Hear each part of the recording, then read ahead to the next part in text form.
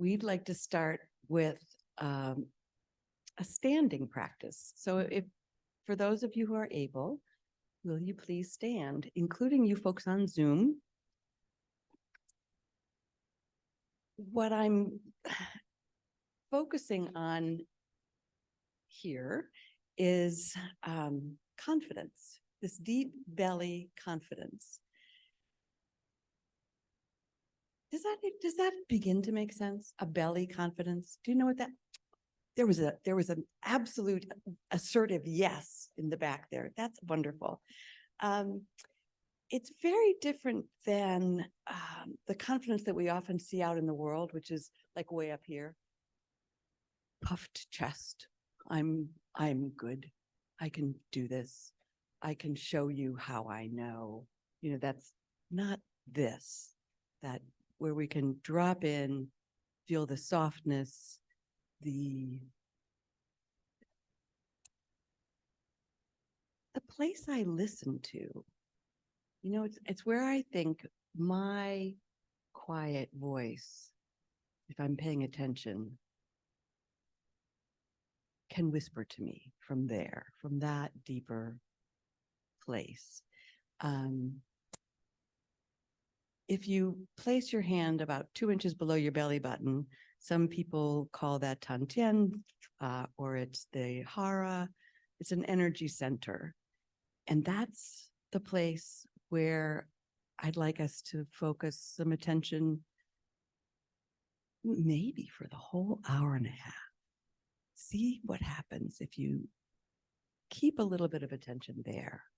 So to start this practice, please stand with your feet about hip distance apart. Most of us think our hips are wider than they are, just saying. A comfortable stance is what we're looking for. And as you stand, let your body sway a little, front to back, side to side, maybe a circle,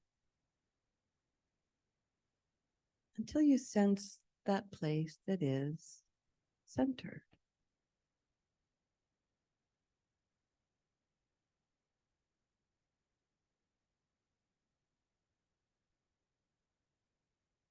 And now sense your feet on the floor. Most of us, at least in this room, are sensing our feet on the floor through shoes. That's okay.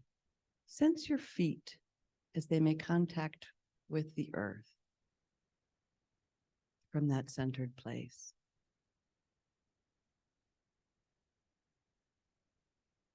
Gravity brings us solidly to the earth. We can relax our knees and feel the earth supporting us, the solidity and the grounding power of this earth. We are here now. And then bringing your attention to the crown of your head, allow that reaching up of the crown as it ascends and is drawn by the heavens. So the head just rises on top of this beautiful spine and represents our dignity. When we stand with our head like this, we can tap into the sensation of dignity.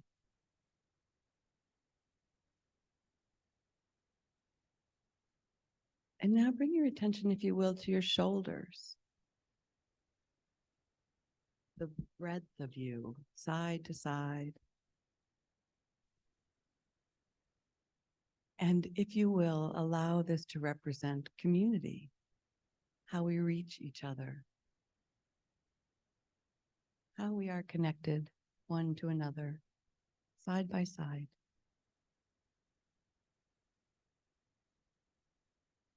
And then bring along your imagination, because you now have a dinosaur tail.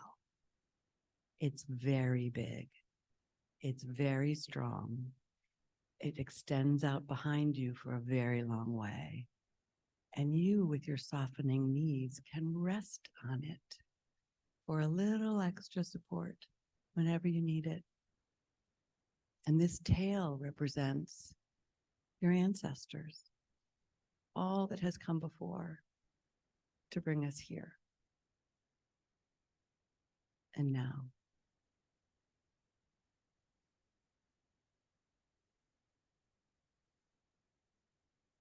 And as you're ready, feel free to take your seat. Maybe placing your hand or hands on your belly again, if that's comfortable for you. And we'll sit in silent meditation for a time.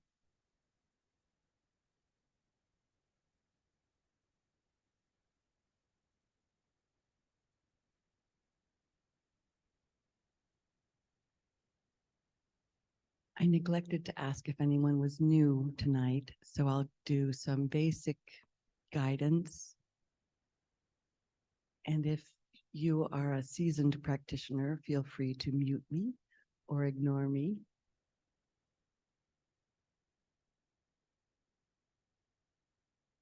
So maybe starting with that breath in the belly, that soft belly confidence.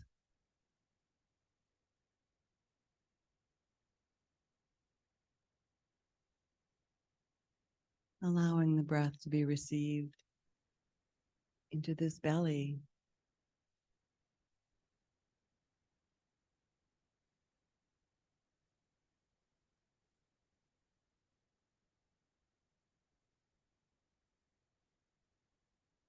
Maybe that sensation of softness in the belly can flow outward into the rest of your body so that there's relaxation and ease that begins to flow.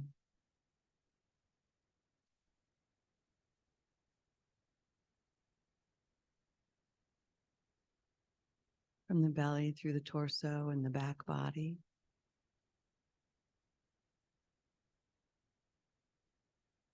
Down both arms and into the hands. The hands that are busy so much can just be at ease right now.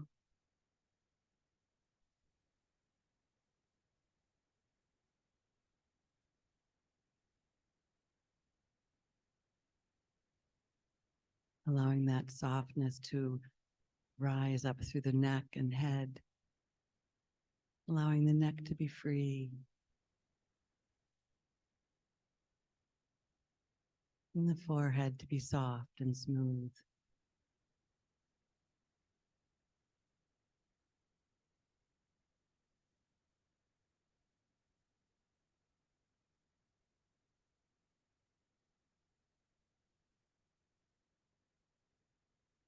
Letting that softness drift down through the legs, the feet and toes.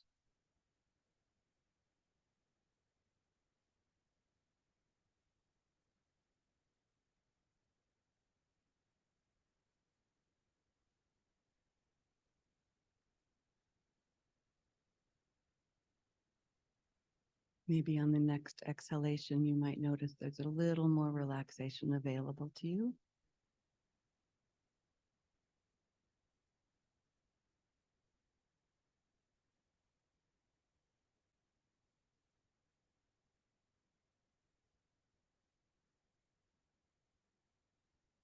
And if you choose, you might allow the focus of this meditation to be that breath in the belly.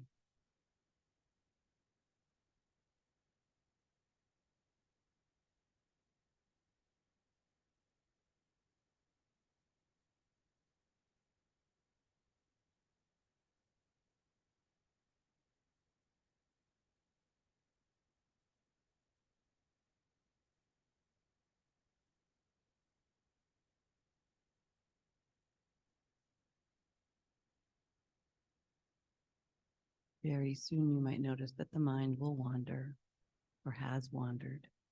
It will. It's simply what the mind does. And when we notice that the mind has wandered off, it's kind of really a celebration, a welcome home, because now the mind is back in this moment. And back to the breath in the belly. Beginning again as many times as we begin again.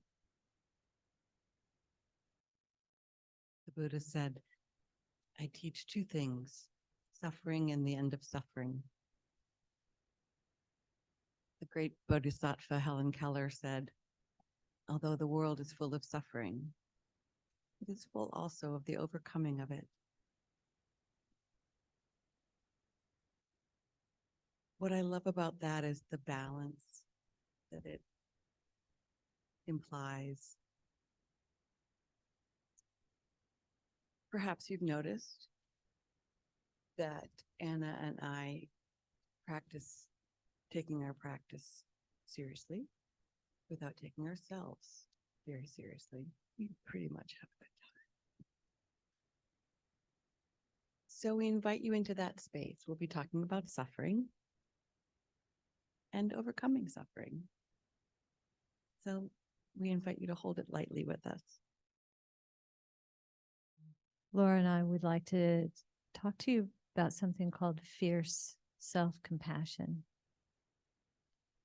Before we delve into that, though, I always find it's helpful to try and define the words that we're using, because I don't know, maybe you're like me, but I hear words used often, compassion and empathy and things like that, and maybe they don't always, maybe I don't fully know what they mean, or maybe I don't know who the person who's sharing them, what they mean. So let's talk for a moment first about what compassion is. And in Buddhism, compassion is the wish for another being to be free from suffering. It has been described in classical teachings as the heart that trembles in the face of suffering. And indeed, you cannot have compassion if there's not suffering. They go hand in hand. Compassion is not the same as love, but they are aspects of the same thing. Love is wanting another being to have happiness. Compassion is also different from empathy. Empathy is when you feel within yourself what is perhaps being felt by another. And we can never actually know how someone else is feeling. So empathy is not truly experiencing the feeling of someone else. It's how we are perceiving what's going on with them. And really the only way to know for sure is to ask. And that's true for ourselves. The only way that we can know for sure how we're feeling is to ask.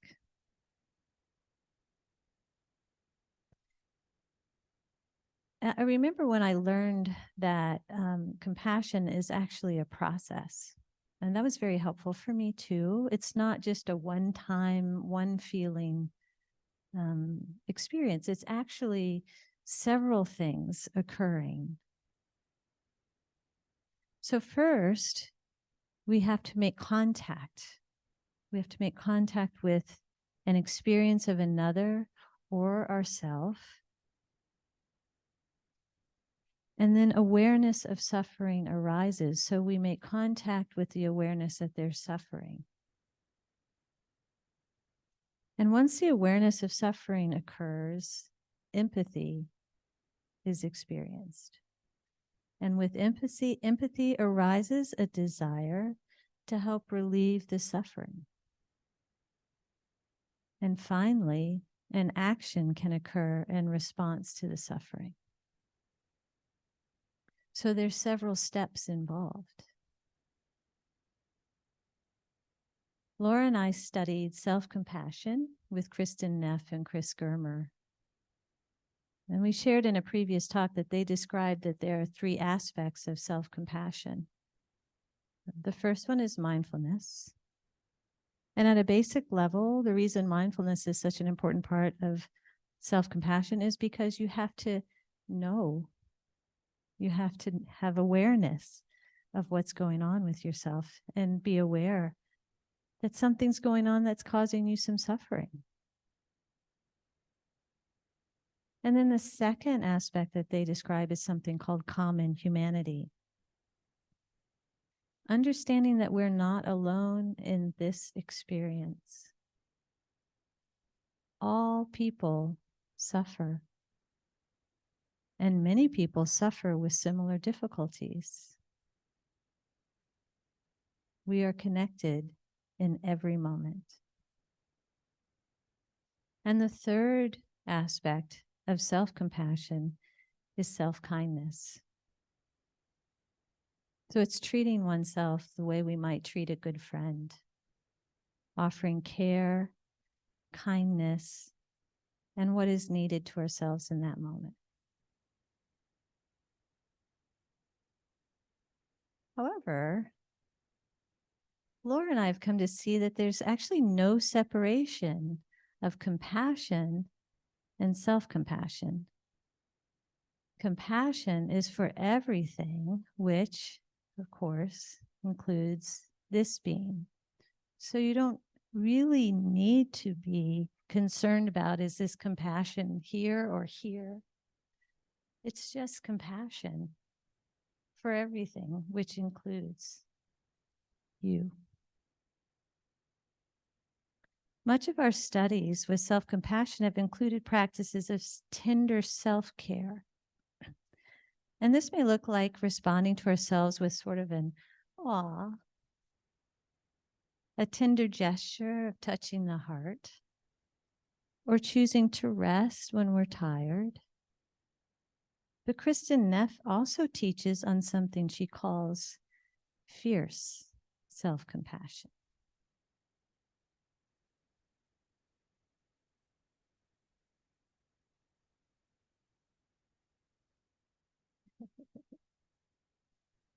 Now,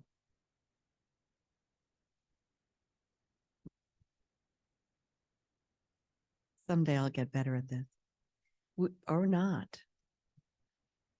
We can see the interplay of tender compassion and fierce compassion as the yin and yang of compassion.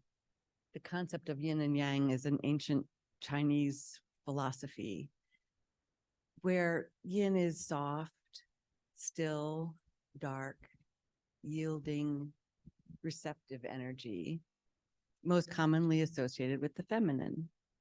And yang is associated with the masculine, firm, forceful, commanding, goal-oriented energy. So often when we think about compassion, we think about nurturing. We think about being with others in a tender way. So that would be the yin side, but that's clearly not all there is to compassion. Compassion certainly has an action element. Compassion is sometimes quite strong. The firefighter who runs headlong into a burning building, very yang, and balanced with self-care, training, safety considerations for the firefighters, as well as for the building's inhabitants. It's a little bit of wise compassion going on there. A great myth about courage is that it means not feeling afraid. But in fact, far from being the absence of fear, courage is the willingness to be present and vulnerable, meeting what is happening with an open heart in spite of fear. Oren J. Sofer says the word courage comes from the Latin word cor, for heart. It takes heart to meet life on its own terms, rather than through the illusions of safety, comfort, and predictability that we crave as humans. It takes a heart full of courage to face the truth and act in alignment with our values, just as it takes tremendous courage to look squarely into the horrific, violent history of racism, terror, land theft, genocide, and broken treaties in the United States. Many people use Buddhist ideals to allow, I'm going to say ourselves, not themselves. Many people use Buddhist ideals to allow ourselves to be treated badly. In a misunderstanding of compassion, we let people trample us. Who's the we? Anybody else ever done this? This is a really important lesson. It is critical to understand that compassion never means trying to be good or kind or contorting ourselves to find a way to abide with harmful behavior. When we find ourselves in an aggressive relationship, we need to set clear boundaries. The kindest thing we can do for everyone concerned is to know when to say enough. And in situations of abuse, to know how to move away from that behavior safely.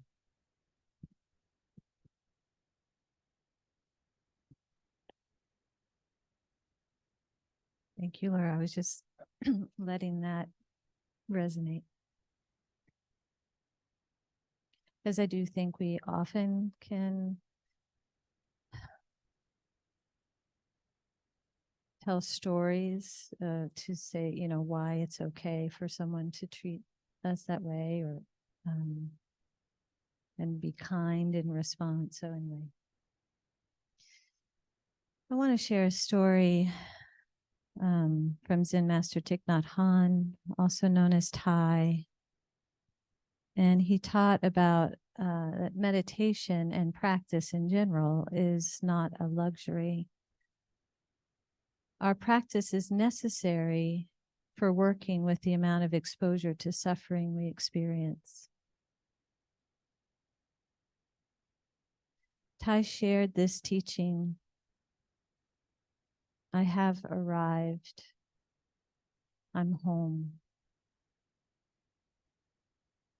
Here's your perfect practice to survive. And by here and arrived, he means right here.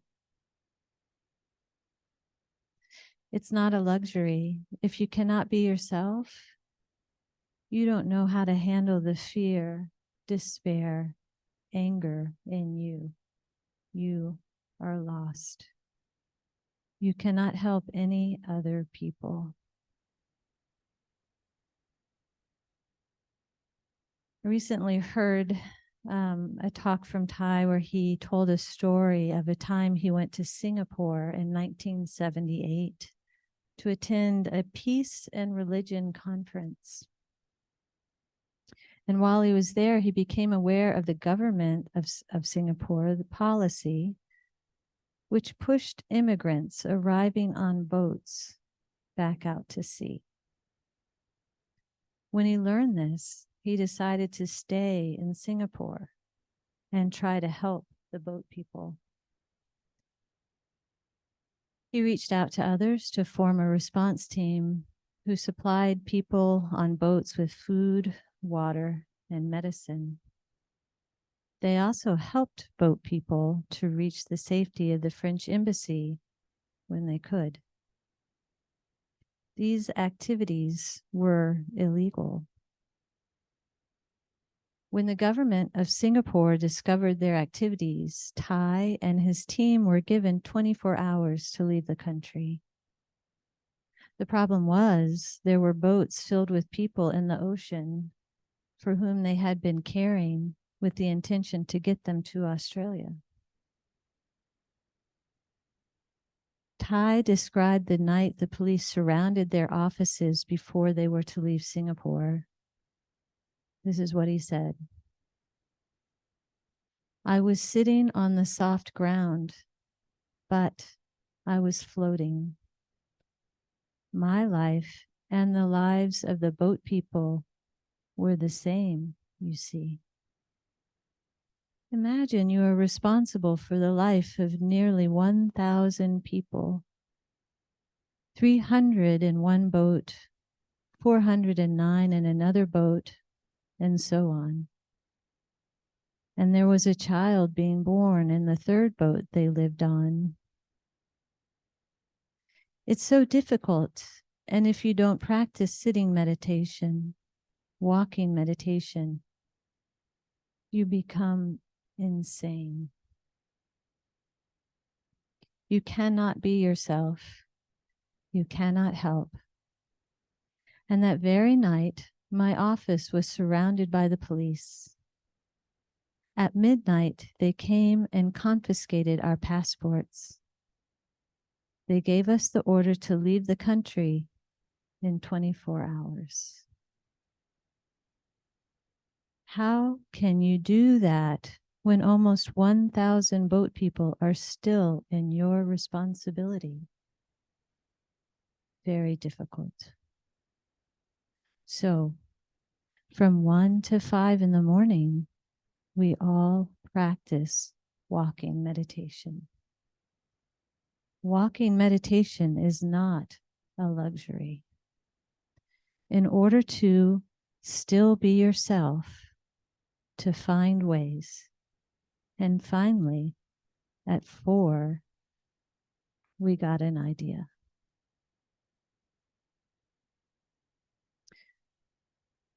So with the help of the French ambassador, Thai was able to convince the government of Singapore to give them 10 more days to make arrangements for the people in their care.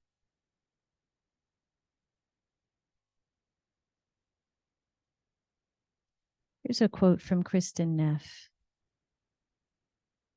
We need love in our hearts so we don't perpetuate harm, but we need fierceness in our belly to stand up to harm. Now, we cannot all live like Thai.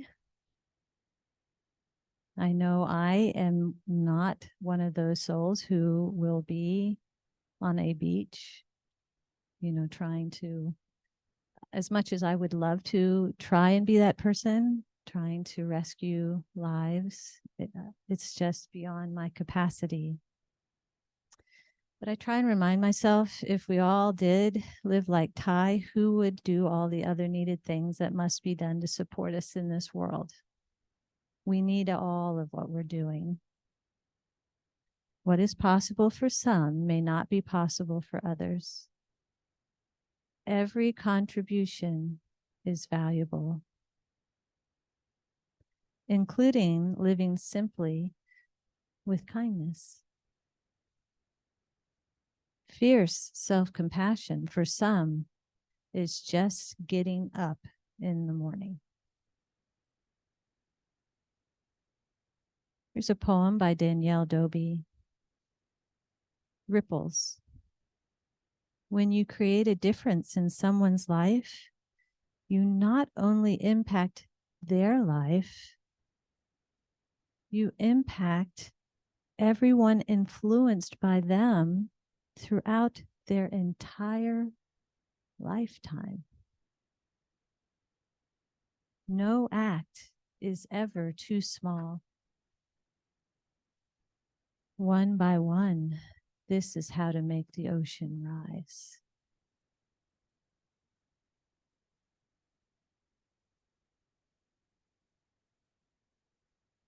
So for me, the arising of compassion involves an experience of heat in the body. This heat is related to the aspect of compassion that wishes to relieve suffering. Tender self-compassion and fierce self-compassion are not two different types of compassion, but exist, like everything, on a spectrum. So depending on what is needed, the heat can be feeling a gentle warmth all the way to a fierce fire. The heat level can be different in different people. What may be somewhat easy for one person may be quite challenging for another. And honestly, we live in a world with a generous amount of opportunities to practice compassion. In our time, these opportunities are multiplied through the accessibility of immediate awareness of suffering through many mediums.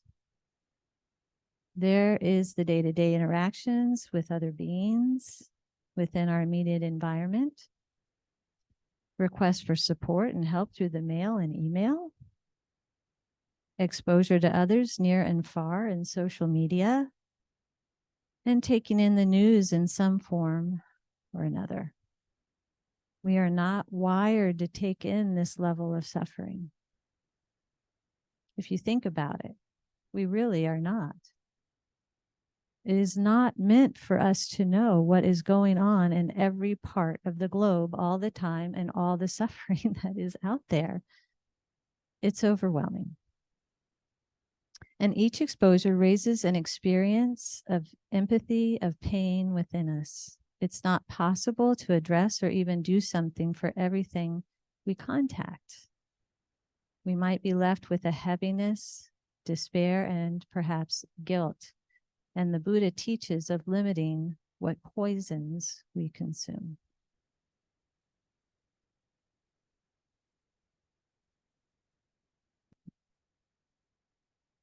I can't do everything.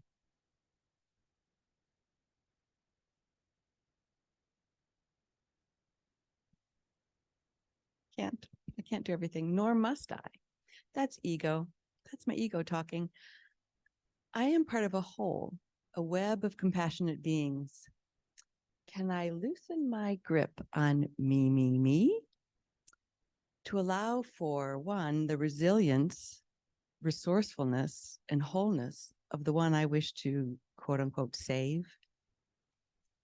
And can I loosen my tight grip to allow for the power of the other members of this web? Is it really all up to me? Of course not. If I'm trying to save someone, I'm placing myself above them. Pity is when we feel a distance between those we are helping and ourselves. That's not compassion. By its very nature, that's separation. I love this. I just learned this preparing this talk. Pity is a defense mechanism against the pain we feel when we witness suffering.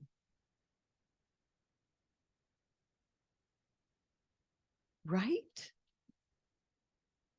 Brilliant.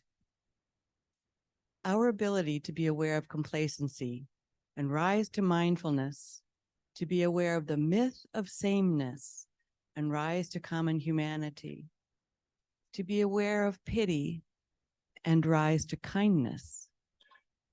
In that rising is where love meets suffering. That's from a conversation with Brene Brown and Chris Germer. That's Brene Brown talking on her podcast in a conversation with Chris Germer. It's a great conversation.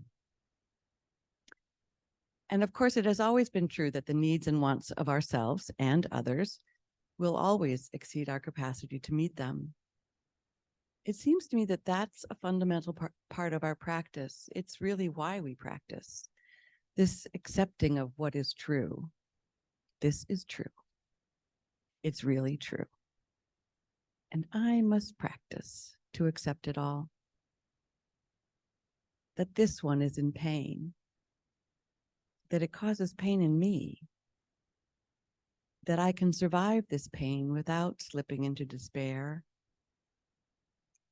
That when I can abide with your pain and mine, right action just might reveal itself. Compassion isn't a fix. It's a tool, a way of abiding with suffering. If there is an action to be taken, it emerges from that ability to abide. So the right action might be informed by tender compassion. The right action might be informed by fierce compassion. Maybe I need tender compassion for my own pain at witnessing yours. Maybe I need fierce compassion for addressing the source of your pain or the source of mine. The embodiment of compassion, Kuan Yin, is known as she who hears the cries of the world. According to legend, Kuan Yin tried so strenuously to alleviate the suffering of beings that her head split into 11 pieces. Wanting to help, the Buddha awarded her 11 heads with which to hear the cries of the world. But when she heard all the cries and reached out to address all the needs of so many, her 2 arms shattered. This time she was given 1,000 arms. And it's said that even now she's still using those arms to offer her compassion to all. So when I'm standing at the mailbox, my recycling bin by my side, I can, with respect and care, drop some, maybe even all, of the requests for my help in the bin. When I'm listening to NPR report on the horrors being inflicted upon the women in captivity in the Middle East, I can sense the response in my body, the rapid heartbeat, the discomfort, the tension, the grief, the disquiet in my belly. I can turn toward that distress and invite it in. And when I'm fully present with my own pain, I can offer some tender compassion to this one who hears these cries and mostly accepts, that she doesn't have Kuan Yin's 1,000 arms and 11 heads, because there is still suffering, so much suffering. Even all of those arms and heads haven't put an end to the suffering. Right. Thank you, Laura, for emphasizing the pause. I have found for me that with this persistent exposure over and over, I need something to do, because I can't do anything necessarily to fix all those problems. So a practice that's been helpful for me of late is pausing. And then noticing what is arising within, and then offering metta to others, to myself, or both. So for example, when I see a tragic news story, I allow myself to be aware of the impact it has on me. And then I send wishes of well-being and care to those impacted by the story. And I offer care to this heart that feels the pain of exposure to this story. So it's helpful to do this actually every single time that we make contact with this kind of suffering, the suffering that we can't do anything else to. For example, I might say, may you know you are cared for. May you find peace. And may I remember, no matter how much I might wish it to be otherwise, things are as they are. May I find peace. And I will also share that I'm working with this. I've added sending metta to those who may have caused the tragedy as well. But this is something each of us must discern if it's wise for ourselves.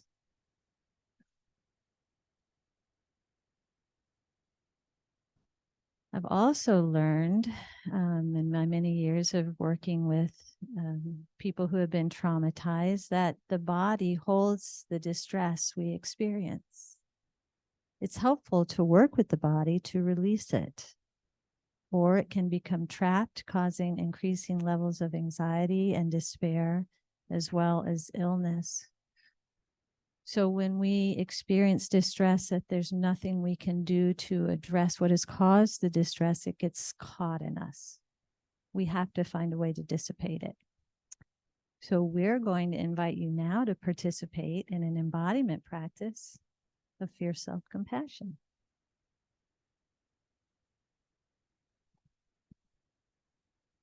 So I'm going to start with a simple and I think really fun thing to do. I invite you to please droop, sag, go all the way down. And from this place, I'm pigeon-toed when I'm doing this. I don't know if you are too. I just noticed that. But like there's a whole collapse happening here. From this place of collapse, I want you to say it out loud. And you Zoomers, you're on mute, so you can say it as loudly as you want. And you people in the sanctuary are here together, so you can say it as loudly as you want. This is the best day ever. I'm having so much fun. Really, you have to say this out loud with me. Ready? Come on. This is the best day ever. I'm having so much fun. This is just great. Just go on for a moment. Your own words. Come on. This is the best. There you go. Oh, yes. Okay. How's that working? So who do you believe? You believe your voice or you believe your body? Okay, here's another one. Now, see that big smile? I see smiles all around the room. Big smile. Sit up straight. I'm so miserable. Come on, you can do it. You know what's coming. Come on, just join in. I'm so miserable. This is terrible. This is awful. This day is every single thing. Who do you believe? All right, so now we're going to do it even a little bit further. If I can, I might borrow yours. God knows what would happen if I tried to carry this. All right, now let's stand up. Let's stand up. And we're going to do a pose. So imagine when you've watched somebody in a race, and the person who wins the race, when they get through that line, they get through the tape at the end, what do they do? You got it. You got it. Now keep it. Notice your, no, we're gonna, yeah, woohoo. Feel that. Feel that. You can move and you're in this space, but feel that, right? Okay. And then one more pose. And Laura, since I have to have my hand up here, would you help me with we're going to do the Wonder Woman pose. I'm limited. So remembering putting your feet hip distance, a little bit farther. Yeah. Shoulders. What are your shoulders doing? Head. Okay. And put those arms. Okay. Yeah. And just feeling that. Now, studies have shown that if you stand in this position for at least 2 minutes, but you'd have to hold it for 2 minutes, it can change how you feel.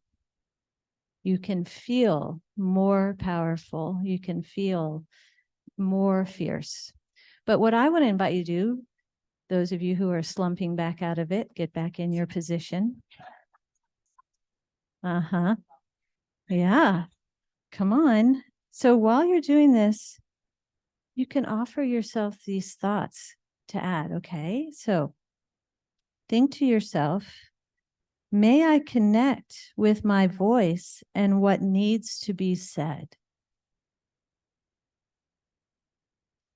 And you know what that is. No one can tell you what that is. May I connect with my voice and what needs to be said? So bringing to mind a situation that you're working with, perhaps. Take that moment, still in your poses, remembering something that's going on for you, not the worst thing, really not the worst thing, but just bring something to mind that's causing you a little stress. And in your pose, may I connect with my voice? What needs to be said? Remembering the heat in that belly, the fierceness.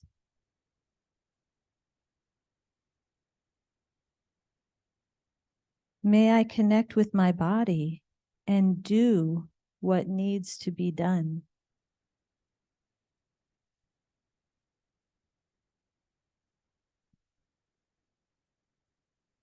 seeing what that feels like.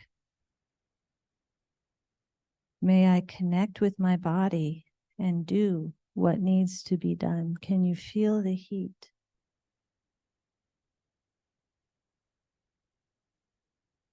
And may I know that whatever I do, when done with wholesome intention, is enough. May I know that what I do is enough.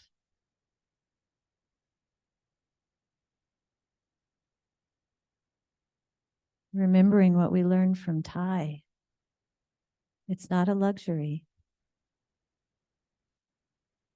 Thank you, everyone. Okay, you can drop back out.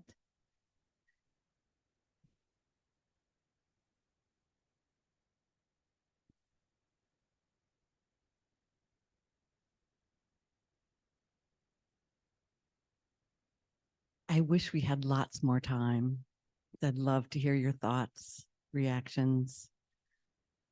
And we have time for the dedication of merit. By the power of this compassionate practice, may suffering be transformed into peace. May the hearts of all beings be open and their wisdom radiate from within.